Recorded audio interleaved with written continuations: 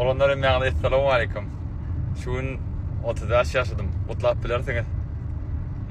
30 yaşta şu dereceye yetmek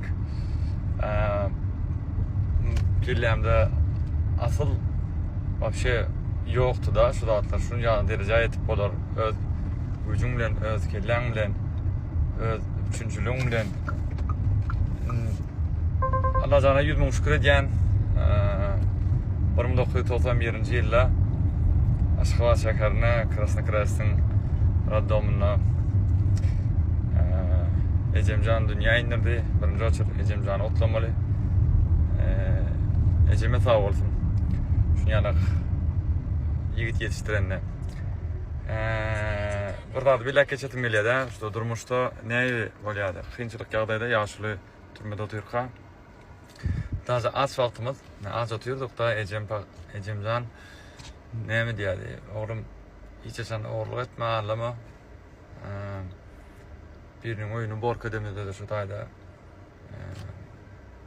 Sanlıkta mı ya padakolunun şkafında da bay karnaşlama da eline bir doldurlar duruyordu yani. Kızıllar duruyordu. Şimdiki niyet şeytan oynanına al şunu al. Göresileri yoklar. Bir $100 çekende bir için o dayda $100 oluyor. Bir taraftan Ecemcan'ın sesi geliyordu. Oğlum alma. Halal dehmet çek. İnşallah kaydar. Diyecek olan adım şon yanak altın, şon yanak pullar durulmaktı. Karnın ağaç vakti şon almadık. Şon ettik. Ecemcan şonu öğretti. Yani şu 35 yaşa ettik.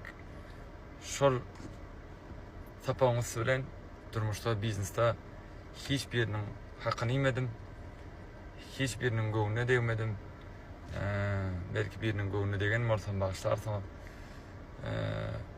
Bayhaslık yaşın lollukça geliyen ekene. Yani belki 18 yaşta bir yerde başka, 35 yaşta bir yerde başka. Şunun için şu video birinci açır Ecemcan için sağ ol Ececan. Şu dünyaya öndürdün.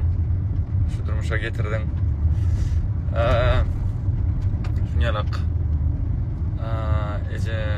Ecemcan, Dedemcan Dede diye sağ olun, Tanrı yakasın.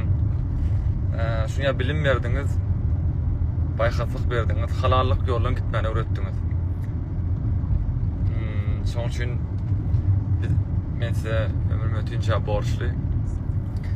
Olanlar yine Tanrı'yı hormat koyun. Kim bilir ne çakal olur. Son için canınız sağ olsun. Komentarda utlar bilirsiniz. İnşallah yine dipkinlere, isimliklere karışın.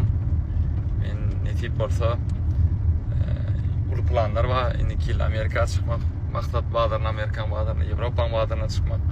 Yavaş-yavaştan halal zahmetim bilen Türkmenistan'ın yaş dilekçilerine birazcık olsa da motivasyon olsun. Canınız sağ olsun, göreceğiniz olsun. Hemen önünden sağ olsun diyen mutluluğunuz için. Tanrı'ya katın.